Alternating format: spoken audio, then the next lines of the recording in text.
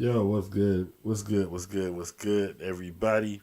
It's your boy CB, aka the Rude Educator, up in here once again on WETF for the I Just Got Off Work show. Hey, I know it's been a week, almost a week anyway. We here Friday, and life just got the best of me over the weekend. Last week or so. So please, blame it on my mind and not my heart, because if in spirit, I was with each and every one of you, but I had some things to take care of. So we are back in here on this beautiful Thursday morning. The weather has changed drastically in the past week, and we are now dealing with 90-degree days already. That Midwest did do you every single time, won't it? But that's not the point here, because I don't do weather reports, really. It is beautiful, but we here for the nitty gritty. So just jumping right into it. If you haven't heard by now, let me be the first to tell you about Young Thug and Gunna getting caught up on these RICO charges now. A lot of people have been expressing a whole lot of different opinions, and I'm not a lawyer, so I'm not even going to put it on that.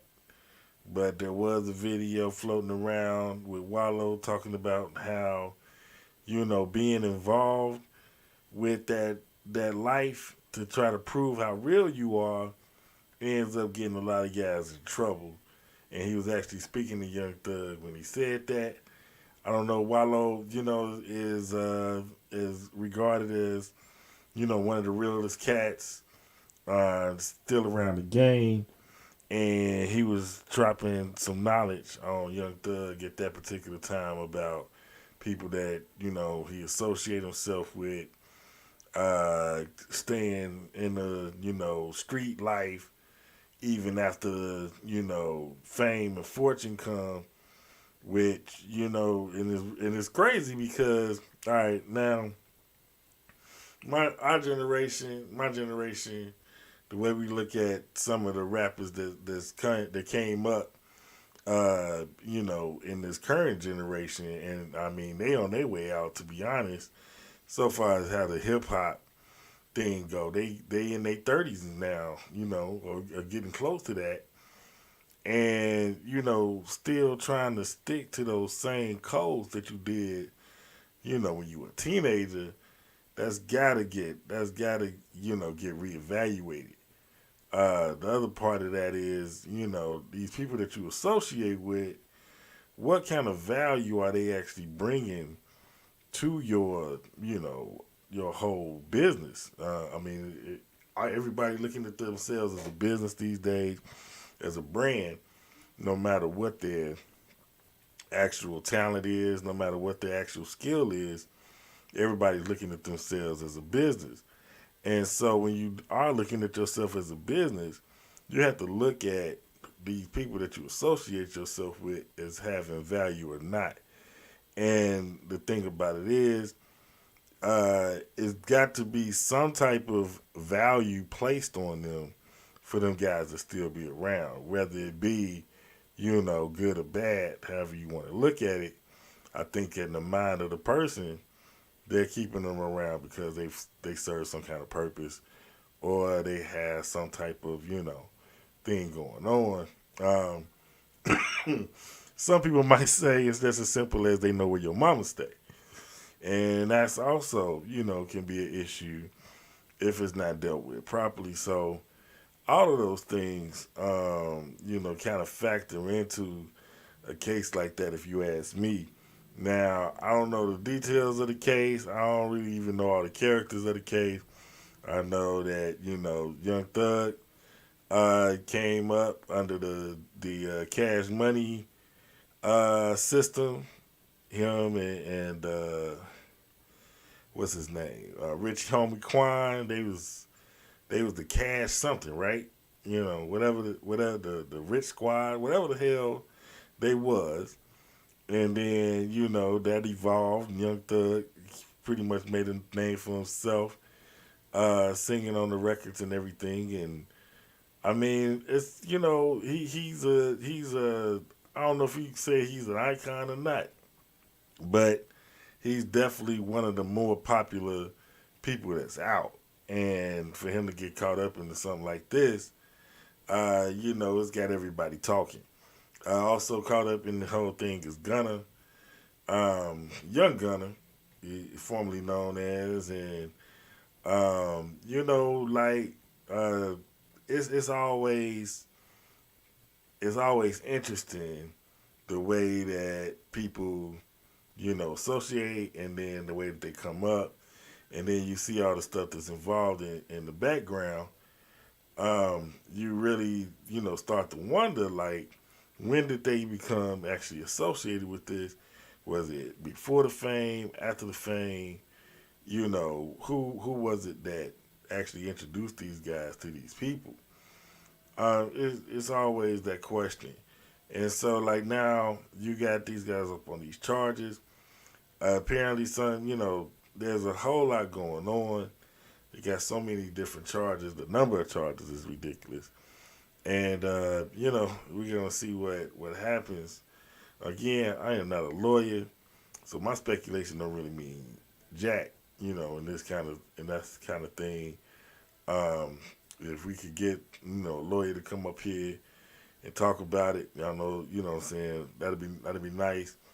But as it stands, we're not going to get into any of that. Like I said, it's more like the common sense factor, and we do promote entrepreneurship. And so, in that vein,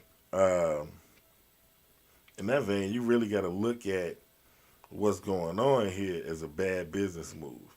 And the reason I say that is, the whole situation where ordering a hit and all that kind of stuff, that's bad for business if you doing legit business. Now, it's different types of business. Every business ain't legit. So if you're dealing with the underworld, you're dealing with, the streets and what have you, there is a certain way that you have to, carry yourself in order to live that out. But again, does it make sense to be dealing with the street life when you are not just you're not just like a run of the mill rapper? You are like almost a household name uh, when it comes to your profession. So the idea that you would put all that at risk for something that's less value and more risky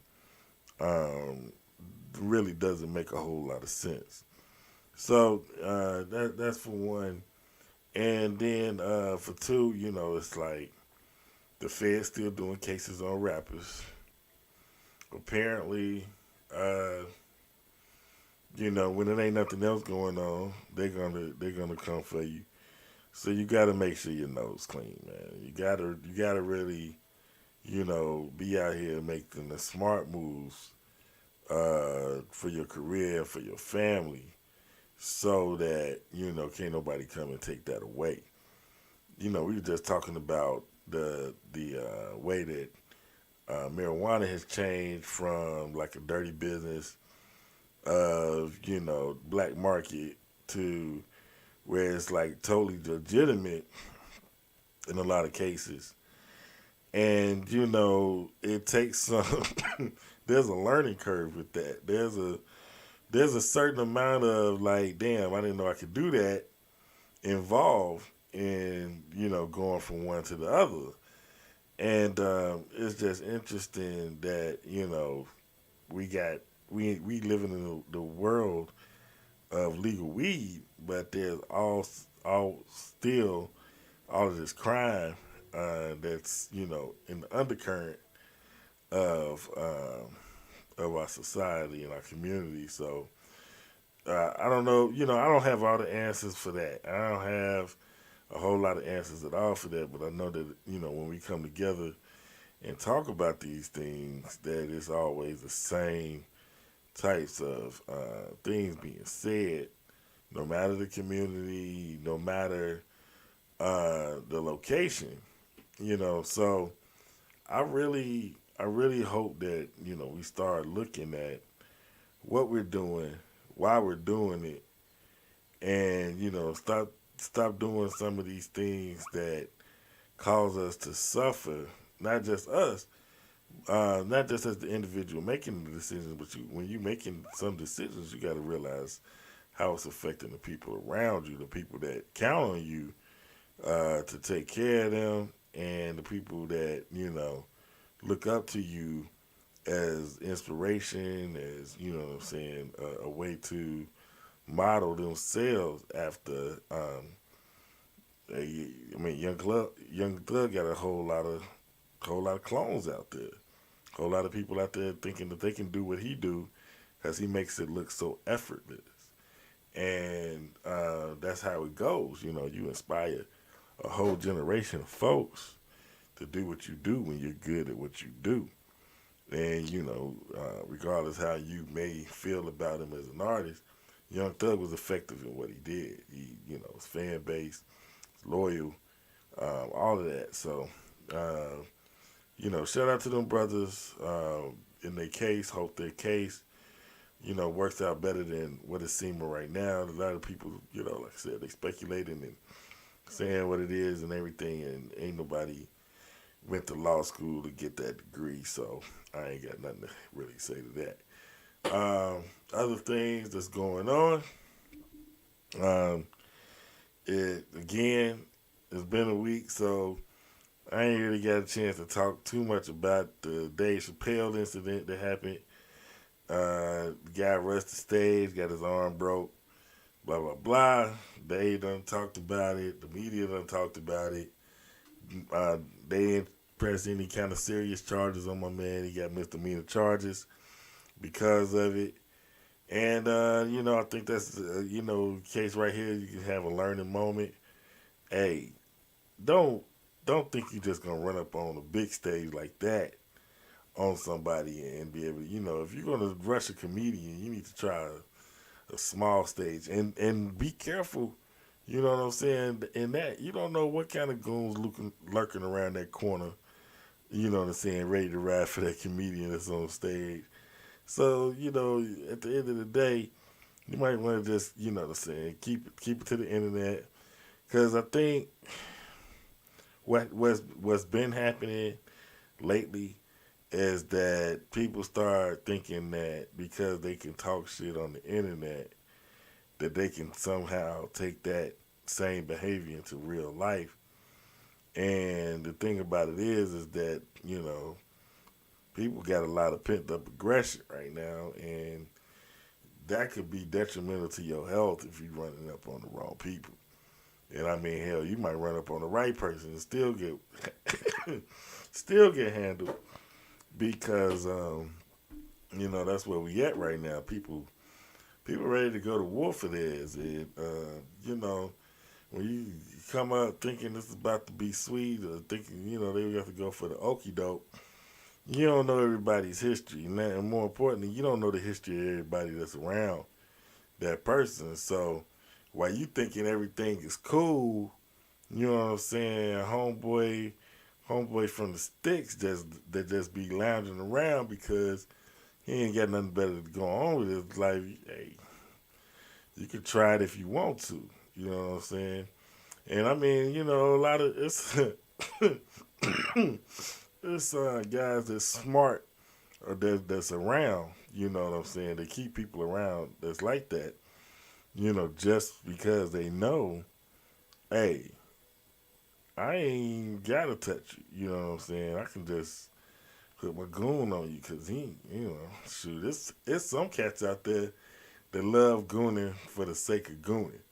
And in that case, you know what I'm saying, you really got to watch out, because anytime you run into one of them types of goons, I mean, it ain't no real negotiation either. It's just straight, you catch it when you catch it, how you catch it. And that's the end of that. So just keep all that in mind as we begin to venture outside again and be around one another. You might think that these past 2 years you've been able to say whatever it is you want to say, and in your mind you might think that equate to doing whatever you want to do. But in the real world, in the real I can reach out and touch you world, uh, you still can't do that. You know what I'm saying? Like, there's people out there that will let you know what you can and you can't do, especially around them, especially to them. So, if you got the nerve or you got the urge, I should say, to step to somebody in that manner, make sure you got it all together, because it can end up real ugly for you not knowing the whole situation, all right? Speaking of that, I don't know if y'all saw the game the other night when Phoenix, they in the playoffs still with playing against Dallas. And one of those Dallas fans, got a little touchy feely with Chris Paul's family from what the report's saying. And Chris Paul had some words for him after the game. And everybody thought that it was, it looked ugly at the time because Chris was snapping off on the young kid. And they saying it's just a kid. But let me tell you something, man. That kid, quote unquote, seemed like he was probably 18 years old, at least. And not only that, you know what you're doing, you know what I'm saying, as an individual, around the age of 13, 14 years old. So, if you out here, you at the game, you sitting towards the front, and you know what I'm saying, like, you take it upon yourself to do anything that could be interpreted as bad behavior against not just my wife and my kids, but my mama. It was Mother's Day. It was Mother's Day.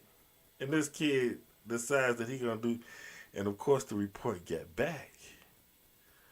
And so, like, you gotta remember, man, like, you see these guys on TV, you see them, people see Chris Paul in the State Farm commercial, and they forget that, you know what I'm saying, he had a whole life before basketball. You know what I'm saying? Or maybe not before basketball, but before he got to the NBA, he had a whole life going on. And people forget that. People forget that these guys wasn't always on television. You don't know who's what. You don't know who behind, behind all that.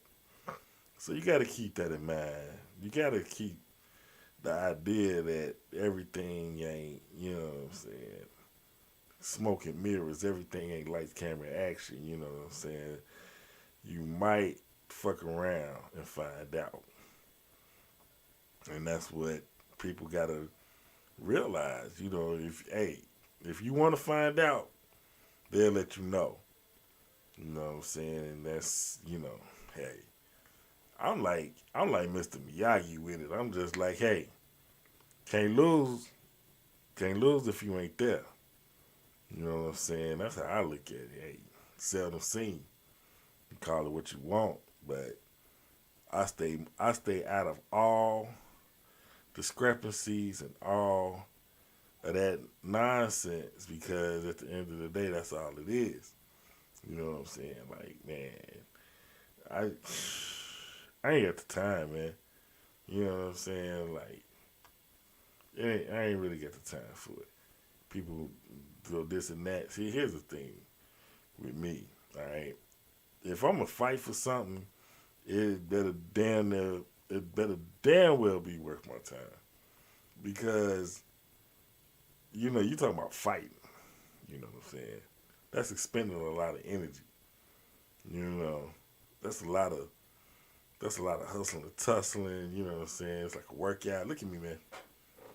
I'm not in that kind of shape. You know what I'm saying? I'm not in Sugar Ray shape at this point right now. So, a big guy like me, I ain't gonna do a whole lot of, you know what I'm saying, running around and tussling and all that. Nah, we gonna, hey, if it's that, it's gonna be short and sweet, and that's really all I got to say about it. When they do come for you, because they always coming for you. It's always gonna be that one that's gonna come for you. You know, be ready. That's all I can say is be ready, because they coming.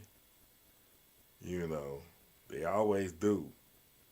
But it's like I ain't going looking for it. I ain't going looking for whoever it is that's looking for me. They find me, cool. We deal with it then. But you know what I'm saying. I'm not looking for that. Cause I'm looking for something that's sweet. You know what I'm saying? That's actually sweet. You know, and it ain't on a confrontation tip.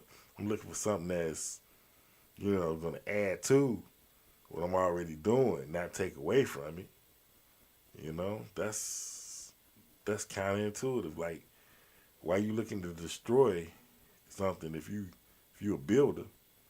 You know what I'm saying? That's what I'm on. I'm on building something. That you take away things that's negative, but when you on that building phase, nah, it's all what I'm saying. It's gotta be all good. Y'all be looking for the bad, and I don't get that. You know what I'm saying? But that's on another note. We here, WETF. It's about 6:53. I am your host, the Rude Educator, aka CB. I said it backwards that time. You can hit me up on Instagram. You can hit me up on Twitter. You can send emails to my Gmail, therudeeducator@gmail.com. I will get back with you. You see my phone number right here. Why don't you ever text me? Why don't you call me? Why don't you tell me what's on your mind? I would love to hear it. So I'm here for all of it, okay? So with that being said, I'm going to take a little break, a couple of minutes, and I want y'all to, check out this little thing right here.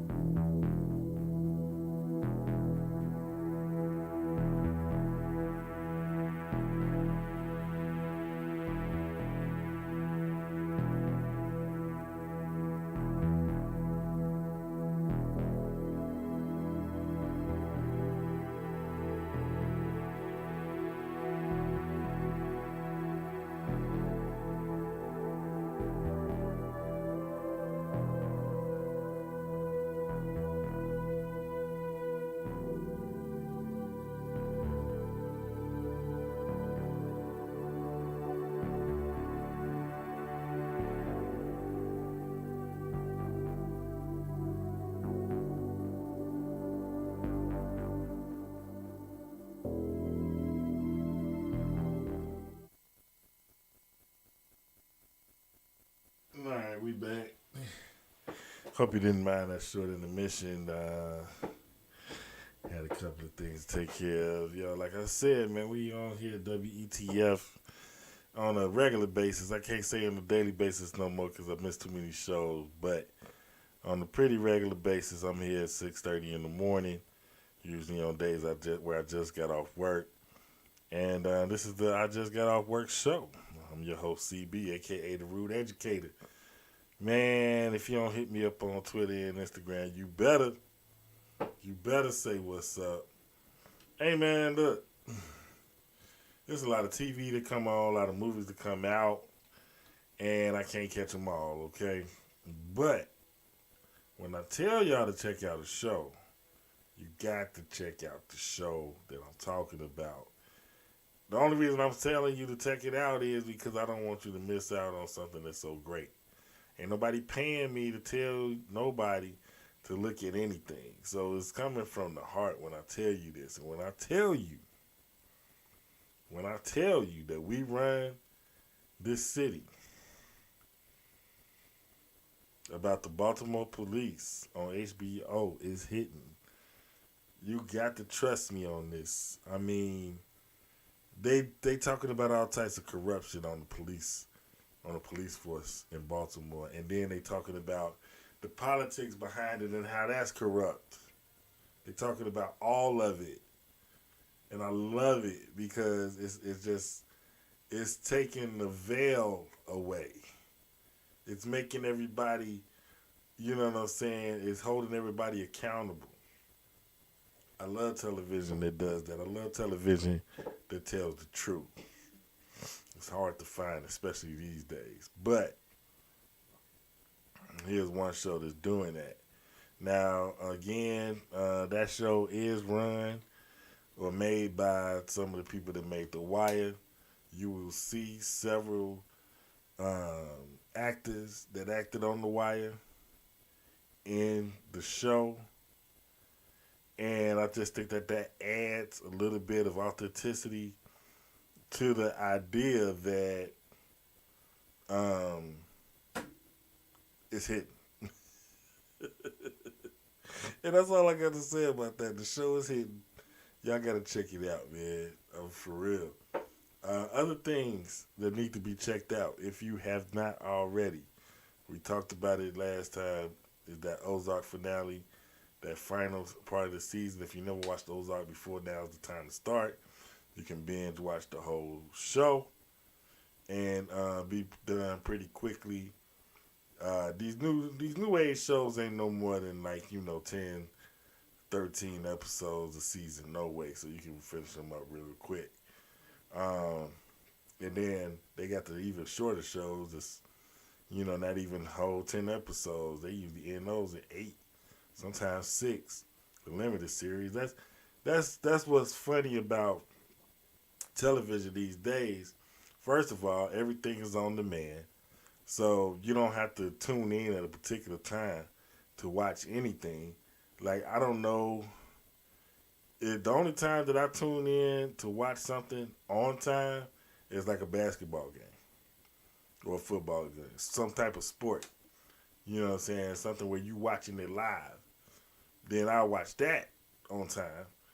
But if it's like a show, I'm not tuning in. First of all, for the time that I work, it's almost impossible for me to tune in every week, because if I ain't working that day this week, I'm working the next week. But at the same time, it's like people just be busy at prime time hours these days. So I ain't really got time to sit down and watch your show at the regular scheduled time. But what I do have time for is, and I think the DVR age kind of got us ready for on demand and vice versa. But hey, I tune in and watch that puppy when I want to. You know what I'm saying? It's a beautiful thing. Shout out to all my streaming services. Shout out to all your streaming services that you actually paying for. And also shout out to all the people that use your streaming services that you're paying for free. Netflix is trying to cut down on that, but Netflix is looking like they may be on the way out of the door because their business practices didn't really make sense at the time that they were doing them, and now they about to start feeling the effects. But, can't keep a good dog down. Not really sure if Netflix is a good dog or not, but we'll see how they come out. Disney, on the other hand, is ready to take their spot, which is why they came up with Disney Plus in the first place. I mean, if you think about how Disney was heavy on Netflix for a minute, but that was just them trying to learn what Netflix does, and then they pulled the rug from under them, and now they doing their own thing. So, that's that dirty rat that's that's what people call Disney. If you ain't know, is that dirty rat, and they they still in the rat business, and they taking names, kicking ass, all that. What else we got going on? So I talked a little bit about the playoffs. I'm not going to go into previous games, but last night was the tale of two games. You had Boston playing Milwaukee, and then you had Golden State playing Memphis. Now, if you watch both games, you already know the first game ended in a very, I don't know, it was a close game, whole game. And the way it ended, I could have seen it, I would have liked to have seen it going the other way. But when you see something like that happen, you just got to give it up and be like, damn, they was really out there playing their ass off. And that's what Milwaukee did. They came up with the win. And Boston got to figure a couple of things out if they hope to stay alive. Now, Golden State, on the other hand, playing with a Ja Morantless Memphis team, decides to get blown out last night, first game back in Memphis. And I don't exactly understand what happened, except that, Memphis was ready and Golden State was not. I don't know if maybe that's the reason the Grizzlies have found such success without Ja all season, is that people think that they chumps without him. But damn, if they show how much, and people kind of been saying that they better without Ja. And it's different ways to look at that. I don't like to watch other people's stuff before I come and give my opinion. So I ain't watched the Inside the NBA guys to see their opinion on this. But there's mine, okay? My opinion about Memphis Grizzlies playing well when Ja's out is all about effort. And when you know your top guy is out, it's two ways that you can respond. You can give it up and be like, you know what, we ain't standing a chance without him. Or you can push it up and say, hey, our guy ain't here, so everybody got to step it up a notch in order to, make up for that absence. And in the case of these guys, they just good, already, talented young squad. I don't think that there's a team that's left in these playoffs that doesn't have a team of young guys, but are kind of being led by a veteran or two. But in the case of Memphis, they don't really have, the veteran part. Neither does Dallas. So you really got a bunch of young guys that's out there just playing hard, doing what the coach telling them. And apparently the coaching is not bad either. So, it's different ways you can look at that. I personally think that Golden State is probably going to come back and win the series next game just because that's how they do it. But that game last night, Memphis really showed out in a big way and gave Golden State something to go home and think about. So, with that being said, we got a few games left in these conference semifinals. Then it's the conference finals and the finals. So it's almost time to end basketball or NBA season. when it starts getting hot outside, and that it definitely did. It's already started. So here we are, almost at the end. It's been a great trip, fellas and ladies, all you fans out there. We've had a good time this year, I think, and you know, we're gonna bring it on in and see what happens. Um, what else we got, man? You know, like I said, I just got off work, and all these things be on my mind that kind of make sense. Sometimes they don't make so much sense, but I'm just here to share it with you guys because I know y'all think about some of the same things that I think about. And, if it starts a conversation, then that's the best part ever, man. New Method Man just came out. I got a chance to check that out. And Method Man does it again with the Meth Lab 3.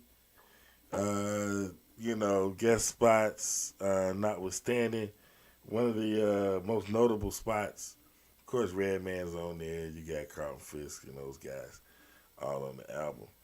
But one in particular cameo that I appreciated was KRS-One. He on the joint with Redman. Is on the joint too. And, when you talk about Method Man, Redman are definitely veterans in the game. But they both had to tilt their hat to KRS-One, who also known as the Blast Master, also known as the Teacher. He really came on the track, and he just dropped the album, if you didn't know about that. He just dropped the album recently, so, he in his bag right now. He did the Versus joint against Big Daddy Kane. And I mean, like, that was a decent Versus. It was good to see, that authenticity come to the forefront. Like the Locks Dipset battle, you got a piece of it, and then KRS-One and Big Daddy, that was like, oh, okay, we really doing it now, huh? And so I appreciated that, and I know a lot of people. That actually saw it and talk about it. They appreciated it too. And so, hey, to see that on that record or to hear that on that record, I was enjoying it. Other new projects, the Black Star project dropped last week, but I ain't got a chance to hear it yet. I don't know if they ever gonna put it on other platforms. It was on their blog platform. I'm sorry, their podcast platform. And I ain't get a chance to check it out yet because it's kind of, hard to get to. You got to sign up for this and that and all this kind of stuff. Listen, people that's releasing music, let me let you in on a secret. Well, y'all already know. Your fans only going to go so far. Okay. And then you got to deal with the court of public opinion. So make your music, if your music is banging, make your music easy to get to. I know that some of these places is, charging your arm and a leg, whatever, but think about the fans. Think about the people that support you. Do you really want to make them go through hell and high water to get to your music to support you? Because everybody ain't going to make it. You see what I'm saying? And yes, you will get the true, loyal, ride-or-die fans up in there. But then how do you know what the public, you know what I'm saying? Do you only want people that appreciate your music listening to it? Or do you want do you want some critics to find the flaw in your process so that when you go back and do it again, you know what I'm saying? Or do you not care at this point? I'm not sure. That's why I'm asking these questions. But what I'm saying is, I think you ought to think about your fans a little bit more when it comes to these releases. Some of y'all be releasing your albums on platforms, and then you got to sign up, You know what I'm saying? And then you sign up and never use the platform again. So that's what I'm saying. Like, at least if you're going to put your music on there, get some other people to put their music on there too. You know what I'm saying? Or whatever the case is. You know what I'm saying? Like, buying a book, same difference, man. Same difference. All this stuff. Buying movies, same difference. Make your shit accessible so that everybody can get a taste of what you're doing, man. Start that whole exclusive thing. I get it, but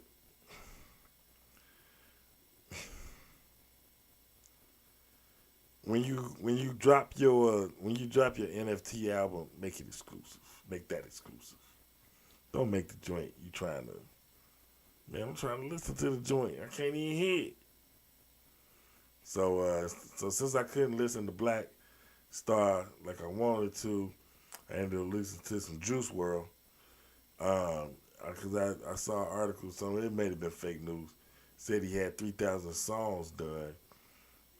He ain't with us no more, so he had to do them songs like within a couple of years or something like that. You know what I'm saying? And I was just impressed by the work ethic, so I went back and listened to a couple of his joints. The thing about Young Thug, I'm talking about Young Thug, and the topic was Juice World.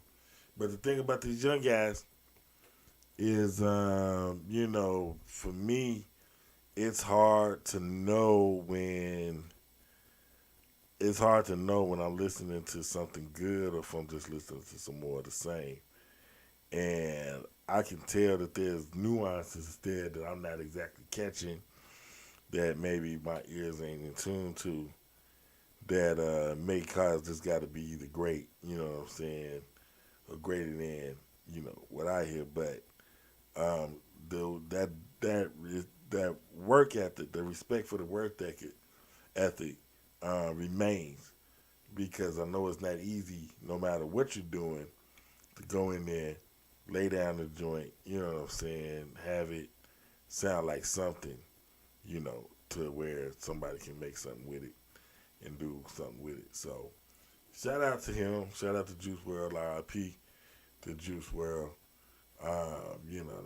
That's how it is, man. These days we out here trying to live and get it. So I'm gonna continue to listen to music that don't necessarily come across through my normal means as a way to kind of reach out and draw a bridge of understanding, not just between generations, but between, people that's out here, man. We all gotta, be embraced by somebody in order to keep going. So I know that that's not the case with me and Juice WRLD, but what I'm saying is, whoever it is, I'm out here and I got an ear open for it. So here we are at 7:14. Hey man, I'm gonna sign off because I said enough. I'm gonna get back with y'all tomorrow because I really do love doing this. I love being able to do this. I really want some help.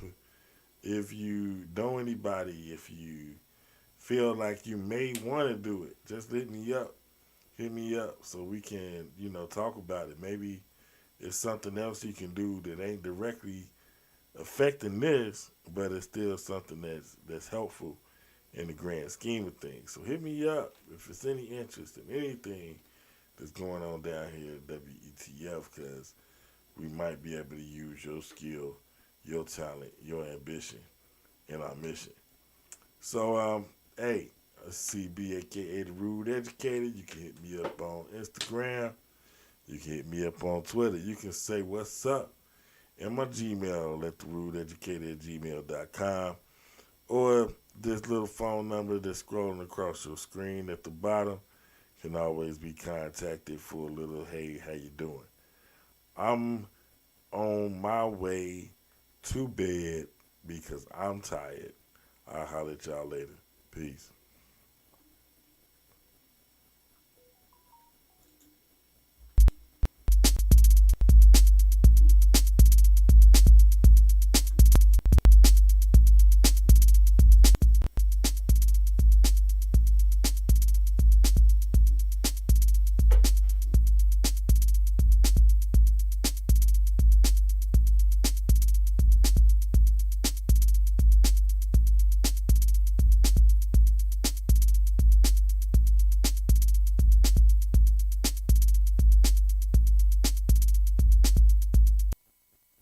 What else?